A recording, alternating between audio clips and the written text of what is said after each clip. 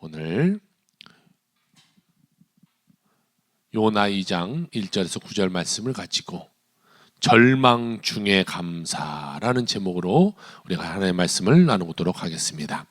요나에게 하나님의 부르심이 임합니다. 요나야, 일어나 저 큰 성 니느웨로 가서 내 말을 전하라. 니느웨라는 곳은요, 지도로 지금 보면 현재 이라크 저 북쪽 위쪽에 있는 곳이, 그러니까 지금 예루살렘 쪽은 이쪽이니까 그 저 위쪽에 있는 거죠. 저 홍해 쪽에서. 당시에 이 니느웨는요, 이스라엘 사람들의 원수의 도시였어요. 정말 그들은 상상하고 싶지 않은 악의 상징과 같은 곳이 바로 이 니느웨라는 곳이었어요. 왜냐하면 이들을 압제하고 이들을 괴롭히는 자들의 수도인 거예요. 그러니까 우리가 좀 이해하기 쉽게 보면, 우리가 일제강점기 시절에 하나님이 야, 너 도쿄 가서 복음을 전해라 이렇게 말하는 거예요.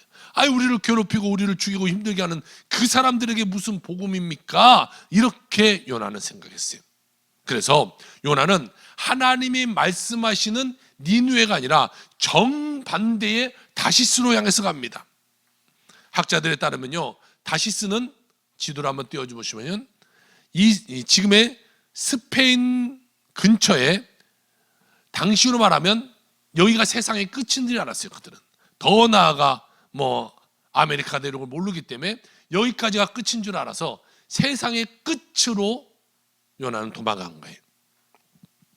요나는 하나님이 부르시는 자리에서, 그러니까 가장 멀리, 정말 세상의 끝까지 도망가 버린 거예요. 그 말은 뭐예요? 하나님 말씀 듣지 않겠습니다. 하나님, 나 저들에게는 절대로 나 복음 못 전합니다. 차라리 나 끝까지 도망갈래요.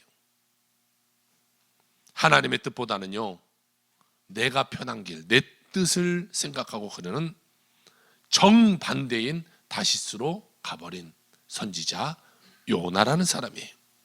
그런데요, 그가 배에다 몸을 싣고 이제 출항을 해서 한참 가고 있는데 배에 큰 파도가 치기 시작해요. 강풍이 불어서 배가 막 뒤집어질 그런 상황이 펼쳐졌어요. 그러니까 그 선원들이 막 나와가지고 짐들을 바다에다 다 던집니다. 무게를 줄이기 위해서, 흔들리지 않기 위해서. 그런데도 안 돼요. 그러니까 막 사람들이 가서 막 자기 신들을 막 부르면서 자기 신들에게 우리 좀 살려달라고 막 외쳐요. 그런데 여러분, 정작 부르짖어야 될 요나는 지금 어디에 가 있어요? 배 가장 밑바닥 밑창에 가 있어요. 그러니까 이걸 보면요, 하나님은 요나에게 말하는 곳에서 가장 먼 곳으로 떠났고, 또한 하나님과의 거리가 가장 먼 배 밑바닥까지 들어가 있는 거예요. 선장이 막 요나에게 와서 깨웁니다. 이 사람이 지금 뭐하고 있어?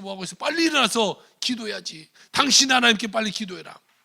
그런데요, 이 말은 오늘 요나서 1장 2절에 이야기하고 있는 하나님이 부르실 때 요나에게 일어나라 이렇게 부르신 것과 똑같은 이야기로 지금 선장이 이야기하고 있는 거예요. 그러니까 하나님이 하셨던 부르심을 이번에는 누가 말하고 있어요? 믿지도 않는 선장, 이방인 선장의 입술을 통해서 하나님이 다시금 말하고 있는 거예요. 너 일어나. 이 자리에서 다시 일어나라. 결국에요, 왜 이런 일이 일어났는가? 그때 제비를 뽑았는데요, 제비를 딱 뽑으니까 요나가 걸린 거예요. 요나가 말합니다. 맞습니다. 내가 하나님의 명령을 어기고 이 배를 타서 지금 광풍이 불은 이 배가 뒤집어질 상황 가운데 있으니 나를 물에다 던지세요. 그러면 이 모든 문제 가운데 배가 안전하게 될 것입니다. 그래서 사람이 이 요나를 들어서 배에다가 팍 던졌어요. 그런데요, 던진 순간 기적적으로 바다가 잠잠해지는 거예요. 요나는 물속에 떨어져서 이제 물속으로 쭉 빨려 들어가요. 망망대해 바다 가운데 던져졌으니까요, 어떻게 살겠어요? 지금같이 구명조끼가 있는 것도 아니고 그냥 떨어져 죽는 거예요. 떨어지면서 물을 못 먹었겠죠. 정신이 혼미하고 물속으로 쭉 빨려 들어가고 있어요. 점점 숨이 쉬어지지 않았을 거예요. 나는 이제 완전히 끝났다, 나는 이제 죽었다라고 생각하는 그 순간 큰 물고기가 와서요 요나를 덥석 이렇게 삼켜버리게 되는 것이, 순식간에 요나는요 저 큰 물고기 뱃속으로 쏙 빨려 들어가요. 여러분 한번 생각해 보세요. 이 물고기 뱃속에 빨려 들어간 요나, 눈에는 아무것도 보이지 않았죠. 아주 깜깜함이 있었을 거예요. 그럼 또 코로는요 엄청난 악취가 났겠죠. 그냥 우리가 생선만 봐도 비린내가 심한데요, 물고기 뱃속에 들어가면 비린내가 얼마나 나겠어요. 그리고 또 같이 막 딸려 들어왔던 이런 바다의 것들, 또 유액 이런 것이 만져지고 끈적하고, 이런 그냥 완전히 문제 가운데 지금 요나는 들어가게 된 거예요. 요나는 생각했을 거예요. 나는 이제 죽었구나. 물고기 밥으로 내 인생이 끝나는구나. 엄청난 절망 가운데 다 보이는 것도 없고 그냥 아무 기적도 바랄 수 없는 그 가운데 빠지게 된 거예요. 그런데요 희한한 일이 있죠. 하나님께 기도하지 않았던 그 요나가요 그 절망의 자리에 갇히게 되니까 비로소 하나님을 부르짖어요. 하나님 나 좀 살려주세요. 하나님 나 좀 살려주세요. 나 여기서 죽게 생겼어요. 하나님 나 좀 도와주세요. 오늘 우리가 읽었던 요나서 2장은요 히브리어로 보면요 아주 단순한 구조의 요청의 기도가 아니라 시편처럼 짜여진 감사의 시의 이 형식을 갖고 있어요. 지금 보세요. 요나는 아직 물속에 있어요. 아니 물고기 뱃속에 있어요. 환경이 바뀌어지지 않았어요. 상황이 바뀌어지지 않았어요. 그런데도요 요나는 뭐라고 기도하는가 볼까요? 주께서 나를 건지셨나이다 이렇게 기도하고 있어요. 지금 그는 물고기 뱃속에 있는데 하나님이 나를 건지셨나이다 과거형으로 지금 기도하고 있는 거예요. 건지시지 않았잖아요. 지금 물고기 뱃속에 있잖아요. 완전히 절망 가운데 빠졌잖아요. 그런데 거기서 요나는 하나님이 나를 건지셔서 감사합니다 이렇게 과거형으로 기도하고 있는 거예요. 구원이 눈앞에 보이기 전에 그는요 믿음으로 먼저 감사한 거예요. 사실 사람들은요 평소에 기도와 상관없는 것처럼 살아가지만 인생이 다 무너질 것 같은 상황이 오면요 그때는 사람들이 기도해요. 안 믿던 사람들도 하나님 나 좀 도와주세요. 하나님 살아계십니까? 막 기도해요. 영국의 기독단체 티어펀드라는 곳에서 2018년에 한 설문조사를 했는데요 영국 성인의 51%가 기도한다고 말해요. 그런데 그 중에서 20%는요 비종교인이라는 거예요. 그러니까 종교가 없는 사람도 50% 사람은 기도만 산다는 거예요. 왜? 어려우니까, 힘드니까. 그런데요 위기 속에서요 어려움 가운데 하나님을 찾고 기도하는 것은 좀 쉬울 수 있어요. 그런데요 절망 가운데 문제 가운데 빠져 있는데 앞이 아무것도 보이지 않는데 그곳에서 하나님께 감사한다, 이건 좀 차원이 달라요. 기도와 감사는 달라요. 목회자 샘 크립트리라는 사람이 감사의 기술이라는 책을 썼는데 그 책에서 이런 말을 해요. 감사는 하나님께로부터 온 은혜를 알아보는 영적 능력이자 그분의 선하심을 기쁘게 인정하는 마음이다 이렇게 말해요. 감사는요 나 이 현실 몰라요, 나 아무것도 모르겠지만 그냥 낙관적으로 감사해요가 아니에요. 고난 속에서도 하나님 내가 힘들고 어렵고 문제 가운데 있지만 그 가운데 오늘 이 시간 가운데 하나님 나와 함께 하심을 믿습니다, 하나님을 의지합니다 라는 믿음의 태도가 감사인 거예요. 오늘 요나는 바로 그러한 절망 가운데 물고기 뱃속에서 어떻게 하나님께 부르짖었는지, 그리고 그 부르짖음에 어떻게 절망 중에서도 감사했는지, 그리고 그것이 어떻게 그의 삶으로 믿음으로 바뀌어 갔는지 함께 살펴보며 절망 중에 있는 성도님들의 심령에 다시 한번 소망과 감사가 피어나는 귀한 시간 되길 주의 이름으로 축원합니다. 오늘 첫 번째로 성경은 이야기하고 있기를 절망 중에 드리는 이 기도가 있다고 이야기하고 있어요. 여러분 요나는요 처음부터 기도하는 사람이 아니었어요. 하나님이 그에게 명령했죠. 일어나 니느웨로 가라. 그런데요, 하나님이 그렇게 부르실 때 그가 기도했다는 장면이 성경에 기록되지 않아요. 기도하지 않았어요. 그냥 자기 생각대로 하나님 말 안 듣고 도망갔어요. 그런데요, 정말 아이러니하죠. 그가 물고기 뱃속에서 죽어가는 절망 가운데 갇히게 되자 그는 그때 기도해요. 성경은 이렇게 말합니다. 2장 1절, 요나가 물고기 뱃속에서 그의 하나님 여호와께 기도하여 이르되, 물고기 뱃속에 빠지자 그때 기도해요. 하나님 명령 받고도 기도 안 해요. 배를 타고도 기도 안 해요. 풍랑을 만났을 때도 기도 안 해요. 그런데 물고기 뱃속에서 죽어가니까 그때는 기도해요.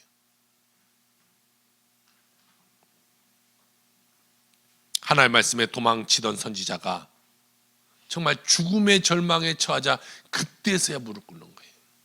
뭐 우리도 그런 삶 살지 않습니까? 평안할 때 별로 기도하지 않아요. 조금 어려워도 별로 기도하지 않아요. 그런데요, 절망 가운데, 문제 가운데 정말 내가 내 힘으로 할 수 없을 때 그때는 어쩔 수 없이 무릎 꿇고 기도하는 우리 삶이 돼요.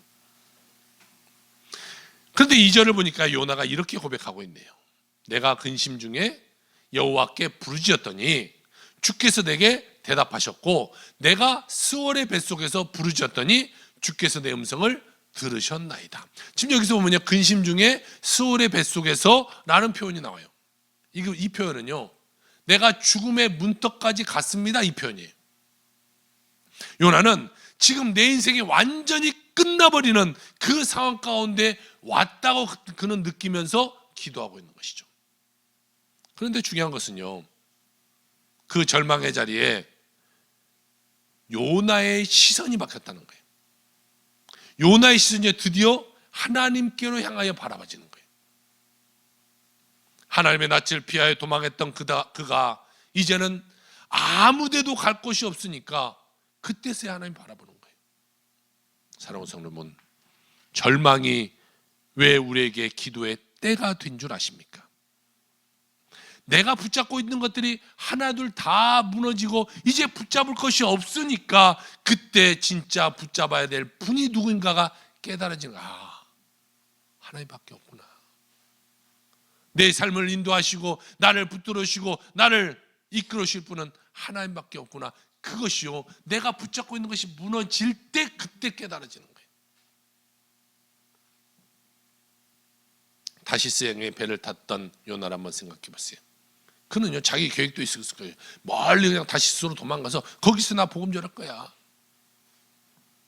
그가 가는 지금 방향도 있어요. 기대하는 미래도 있어요. 그런데 지금 상황은 어때요? 물고기 뱃속에서는요, 아무것도 없어요. 보이는 것도 없어요. 뭐 계획도 없어요. 시간표도 없어요. 내일도 없어요. 희망도 없어요. 아무것도 없어요. 오직 그에게는요, 하나님 나 좀 도와주세요. 나 도와주세요. 이 한마디 기도밖에 남지 않는 거예요. 그래서 어떤 분이 이런 말을 하더라고요. 절망은 기도의 마지막 선택이 아니라 기도의 첫 번째 학교다. 이 절망이 와야 이 기도하는 것을 우리가 배우는 첫 출발점이 된다는 거예요. 어려워져야 우리는 기도한다는 거예요. 절망 학교에서 우리가 배우는 첫 번째 수업이요, 바로 이 부르짖는 기도예요. 그때서야 우리가 부르짖는 거예요. 평안할 때 부르짖으면 좋겠지만 사람들이 어려워지니까 그때서야 부르짖는 거예요. 요나의 기도를 보면요, 정말 멋지게 서론, 본론, 결론 이렇게 딱 나눠줘서 기도하지 않아요. 그냥 지금 절망 가운데 있으니까 기도가 뭐 그렇게 나오겠어요. 그냥 한숨, 울음, 하나님 나 좀 도와주세요. 그런데 여러분, 우리 기도도 비슷한 것 같아요. 평소에는요, 우리는 짜여진 기도를 하려고 노력해요. 하나님을 부르고 하나님께 감사하고 하나님께 회개하고 나의 소원을 아뢰고 예수님의 이름을 기도하고. 그런데 여러분, 정말로 우리가 긴박한 상황, 죽음의 앞에 있으면 우리가 그런 기도가 나올까요? 아유, 하나님 나 좀 도와줘. 하나님 나 좀 도와주세요. 한숨, 울음 이런 거밖에 안 나와요. 정말로 우리가요, 하나님의 은혜를 받으면요, 눈물 콧물 펑펑 쏟으면서 눈물밖에 나오지 않아요. 멋진 기도 사실 그때는 잘 안 나오지 않아요. 그런데요, 그 한숨조차도 하나님께 올려드리는 기도가 될 수 있다는 사실 여러분 기억하기 주여 여러분 축복합니다. 하나님은요 그 진실한 기도, 그냥 한숨 울음 그것도 하나님이 다 받으신다는 거예요. 혹시 지금 물고기 뱃속과 같은 현실을 지나고 있는 성도님이 계시지 않습니까?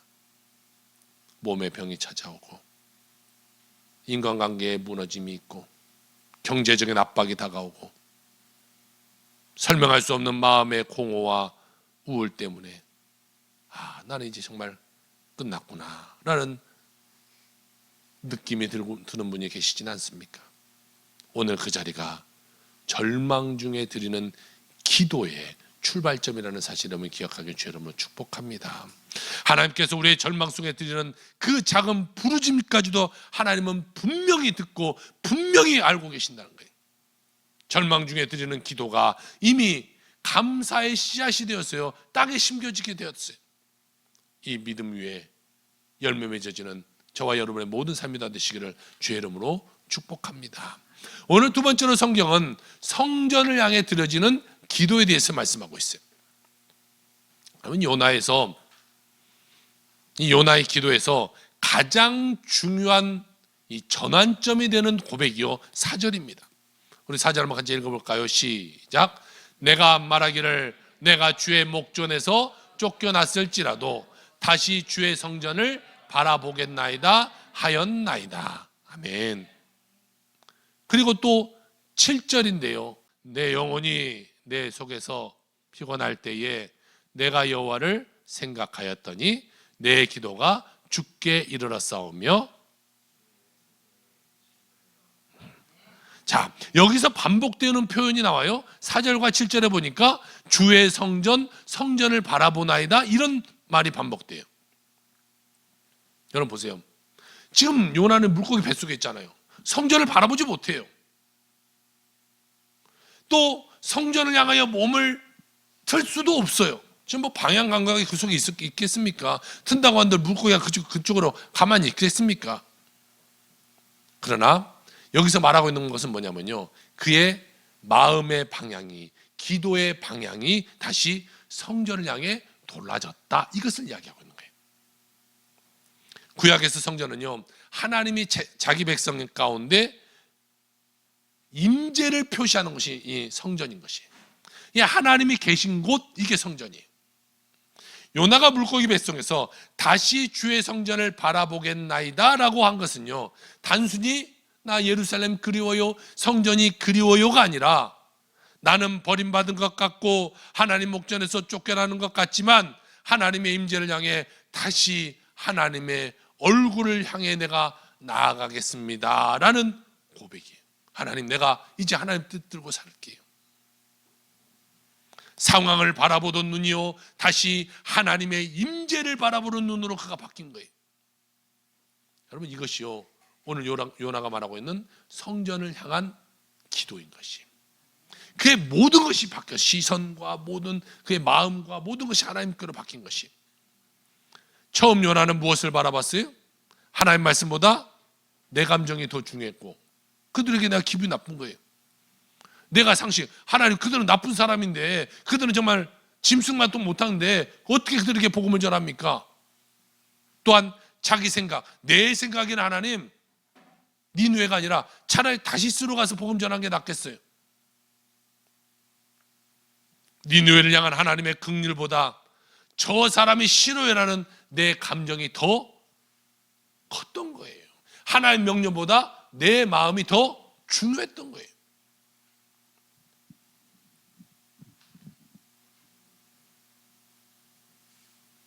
그래서 발걸음이 하나님의 뜻과 정반대인 다시스를 향해 나갔던 것이죠. 그러나 물고기 뱃속에서 절망의 자리에서 요나는요, 그때서야 시선이 바뀌어요. 회개해요. 하나님, 내가 잘못했어요. 하나님 뜻 들었어야 되는데 내 뜻대로 하다가 이런 문제 가운데 빠졌어요. 하나님, 이제는 내가 원하는 길을 살아간 것이 아니라 주의 성전을 바라보며 살겠습니다. 하나님의 뜻을 내가 구하며 살겠습니다 라고 고백하게 된 것이.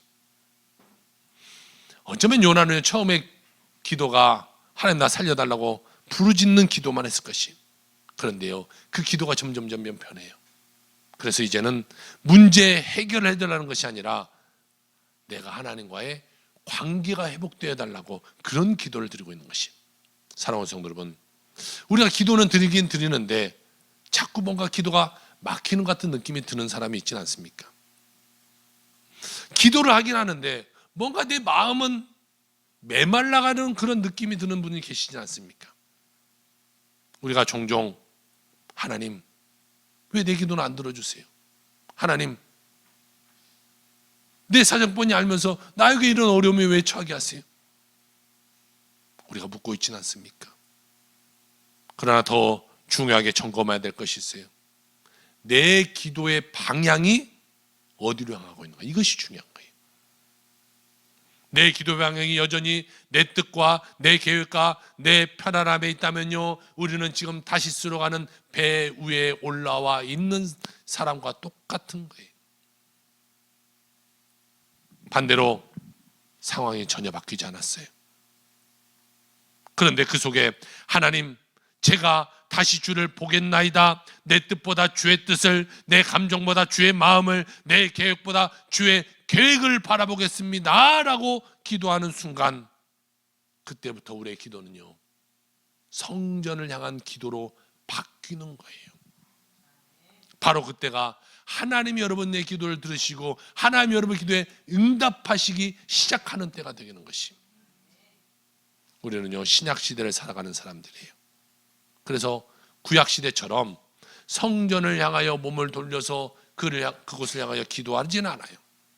지금도 이슬람 사람들, 이런 사람들은 시간에 맞춰서 성전을 향하여 몸을 돌려 기도하긴 하죠. 그런데 우리는 그렇게 하잖아요. 왜냐? 예수 그리스도께서 참 성전이시기 때문에 그래요. 그래서 우리가 기도할 때 뭐라고 기도합니까? 맨 마지막에 예수님의 이름으로 기도합니다, 이렇게 고백하는 거예요. 다시 말해, 신약의 성도들에게 성전을 향한 기도란 뭐냐면 예수님을 바라보면서 하는 기도인 거예요.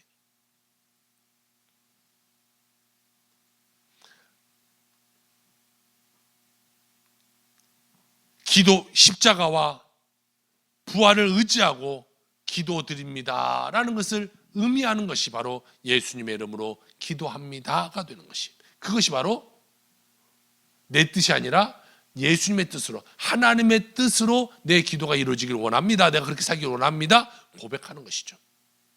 오늘 요나처럼 우리의 기도의 방향이 바뀌어야 돼요.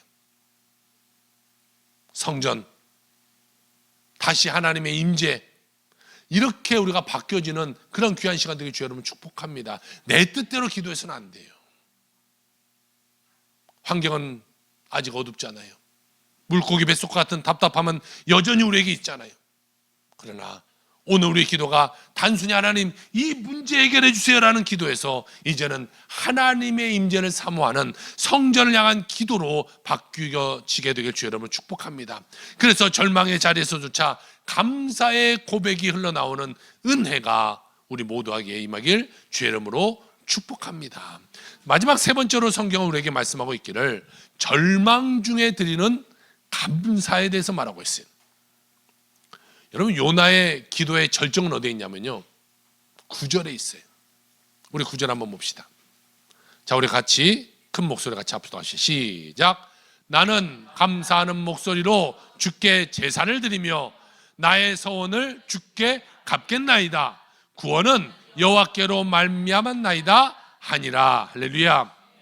여러분, 중요한 것은요, 요나가 이 고백을 지금 언제 하고 있느냐가 중요해요. 요나가 지금 물 밖에 나와서 이 고백을 하고 있습니까?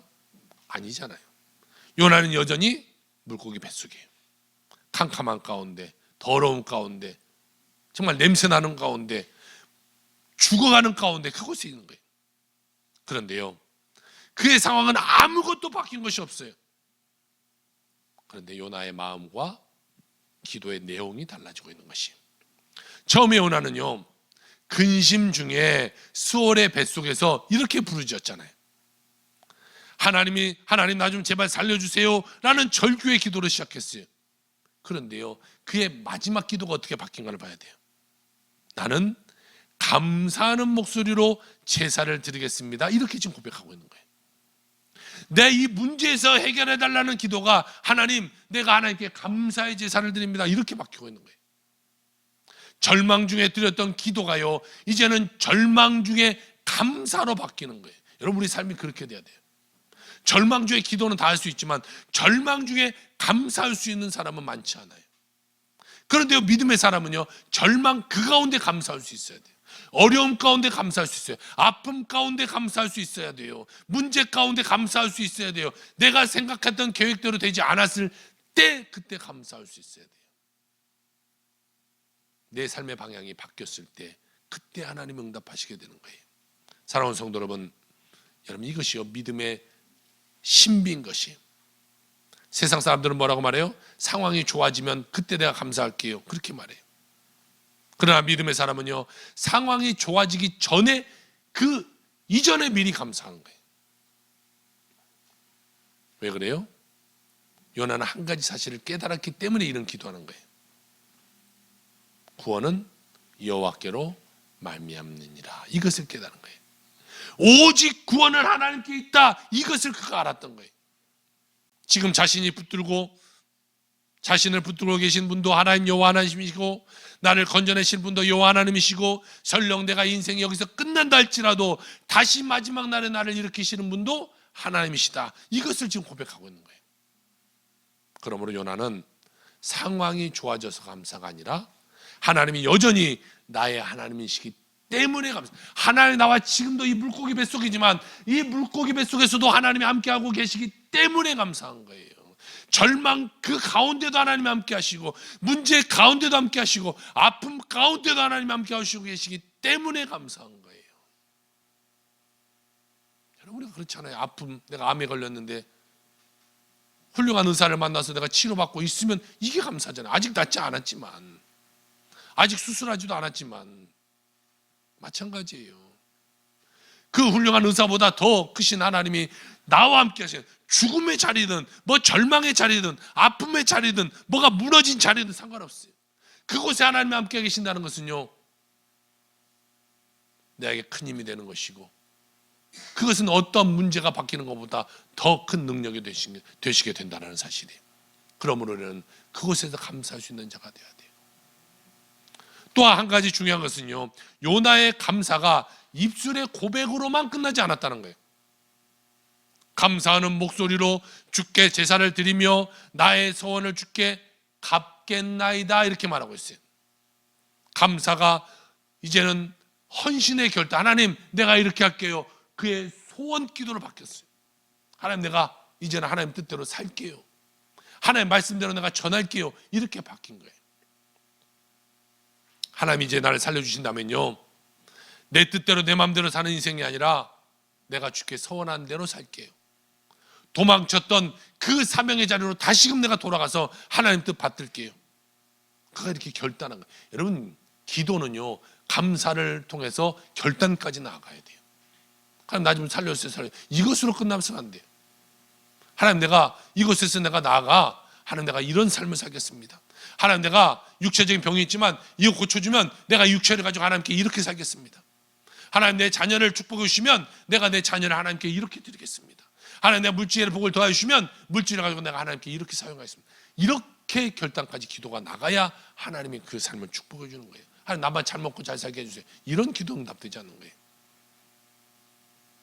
사랑하는 성도 여러분요, 진짜 감사는요, 이 감탄사로 끝나서는 안 돼요. 하나님 놀랐습니다, 하나님 최고입니다, 이렇게 끝나서는 안 돼요. 진짜 감사는요, 삶의 방향을 바꾸는 결단이 일어나야 그게 진짜 감사한 거예요. 아이들 만약 보세요. 입으로만 감사합니다 하면서 아무 소용없어요.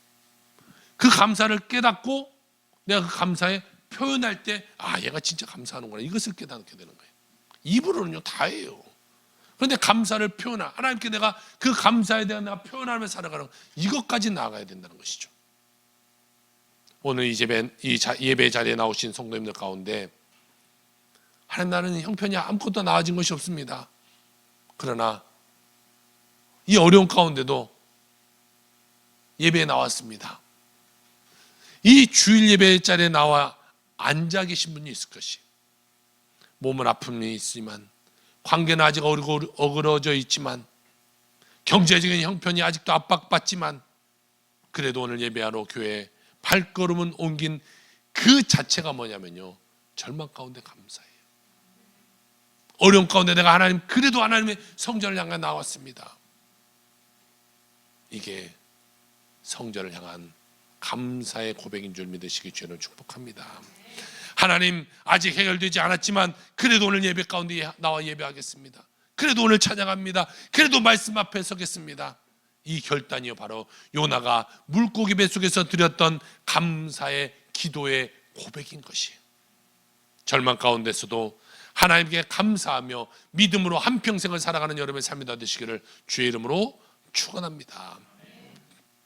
지난주 설교 때요, 제가 한 책을 인용한 적이 있는데요, 이 1000개의 선물이라는 책의 한 구절을 말씀드린 적이 있어요. 그 책을 쓴 분이 바로 저 앤 보스캠프라는 분이에요. 캐나다 분인데 크리스천 작가예요. 그런데 이분의 어린 시절은요, 비극으로 시작해요. 동생이 있었는데 이 농장 길에 아이가, 동생이 뛰놀다가 지나가던 이 배달 트럭에 치여서 그냥 죽어버려요. 온몸에 피투성이가 된 그 아이를 부모가 막 끌어안고 울어요.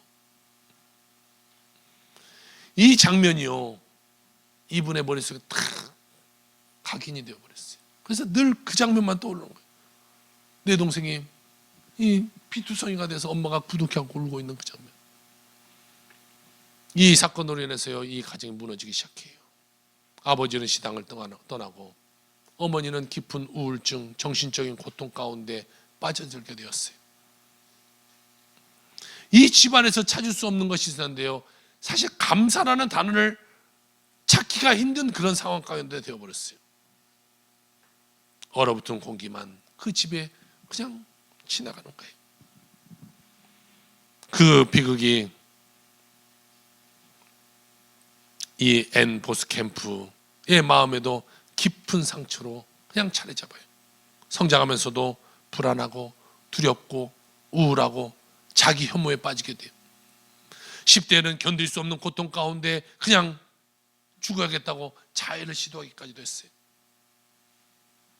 삶이 완전히 무너지면서 그는 이렇게 말, 하나님, 도대체 살아는 계십니까? 하나님이 살아계시다면 왜 우리 가정 가운데 이런 일이 합니까? 왜 하필 우리 가정입니까? 왜 우리가 그것을 감당해야 됩니까? 하나님, 왜 이렇게 잔인하십니까? 어느 날입니다, 그가 이렇게 성경에 읽다가요, 한 단어를 발견하는데, 예수님이 떡을 떼실 때마다 감사하시고, 이 말이 계속해서 반복되는 것을 그가 발견해요. 오병이어 기적 전에 하나님이, 예수님이 떡을 떼시며 감사하시고, 마지막 만찬 때도 떡을 떼시며, 심지어 잡히시던 날 밤에도 예수님이 떡을 가지사 감사하셨다, 이렇게 말해요. 그리스어 유카리스테오, 감사하다라는 이 단어가 마음에 팍 와닿기 시작했어요. 아니, 예수님은 십자가에서 죽으시면서도 감사했는데 나는 왜 평생을 원망하며 불평하며 고통 가운데 살아가는가? 그래서 이 앤 보스캠프는 한 가지 영적 훈련을 시작하기 시작했어요. 나 감사할 수 있는 것을 1000개를 써봐야겠다. 감사할 수 있는 제목을 내가 쓰자. 주님의 은혜를 하나씩 찾아 적어내기 시작했어요. 그에게 뭐 특별한 엄청난 기적이 일어난 것, 이것을 기록한 것이 아니라 아주 사소한 것, 이 감사 제목을 쓰기 시작했어요. 하나님, 오늘 아침도 이 아침 햇살이 쫙 들어오게 하시니 감사합니다. 이 부엌에 가꾼 빵의 냄새가 내 코를 스쳐 지나가니 감사합니다. 창밖에 스쳐가는 이 바람을 보니 감사합니다. 따뜻한 이 커피 한 잔에 감사합니다. 정말 아주 별 볼 일 없고 아주 사소한 거 하나까지 적으면서 마음 깊이 있던 분노, 우울, 이런 것이 점점 떠나가기 시작한 거예요. 감사가 쌓이니까요, 이런 악한 것이 떠나가는 거예요. 그러면서 그는 이렇게 말합니다. 감사는 현실을 부정하는 눈가림이 아니라 가장 어두운 현실 속에서도 여전히 내게 주어지고 있는 하나님의 선물을 다시 알아보는 영적인 눈이었다. 1000가지 감사 제목을 쭉 써내려가는 동안 어린 시절 여동생의 죽음으로 얼어붙어 있었던 마음이 조금씩 녹아내리기 시작했어요. 여전히 사고의 기억은 갖고 있어요. 그 사고의 기억이 사라지지 않았어요. 그러나 그 비극 후에도 하나님이 나와 내 가정 가운데 베풀으신 그 은혜가 보이기 시작하고 그 은혜가 느껴지기 시작한 거예요. 그래서 그는 이런 고백을 하게 됩니다. 나는 오랫동안 왜 이런 일이 일어났는가만 묻고 살았습니다. 그러나 감사의 목록을 써 내려가며 하나님께서 그럼에도 불구하고 내 삶을 붙들고 계셨다라는 사실을 보기 시작했습니다. 감사는 내 상처를 지우지진 않았지만 그 상처 위에 하나님의 손길이 덮여 있다는 것을 보게 해 주셨습니다. 사랑하는 성도 여러분, 이 앤 보스캠프의 이야기는 마치 오늘 우리에게 이렇게 말해주는 것과 같습니다. 감사는 고난이 사라진 뒤에 한 마침표가 아니라 고난 한가운데서 믿음으로 찍는 느낌표다. 그의 삶을 바꾼 것은 환경의 변화가 아니었습니다. 절망의 한복판에서도 여전히 나에게 선물 주시고 계신 그 하나님이 깨달아지고 그 하나님이 보이기 시작했던 것이, 그러면서 그는 작은 것 하나부터 감사하기 시작했던 것입니다. 물고기 뱃속에서 요나는 이미 나를 건지셨습니다 라고 고백했습니다. 여러분, 우리 삶도 마찬가지예요. 아직 우리 눈앞에는 절망이 있고 어려움이 있고 힘듦이 있고 문제가 있어요. 정말로 내가 죽어가는 것만 같은 그런 절망이 찾아올 수도 있어요. 그러나 그곳에서 먼저 믿음으로 감사할 줄 아는 여러분의 삶이 다 되시길 주 여러분 축복합니다.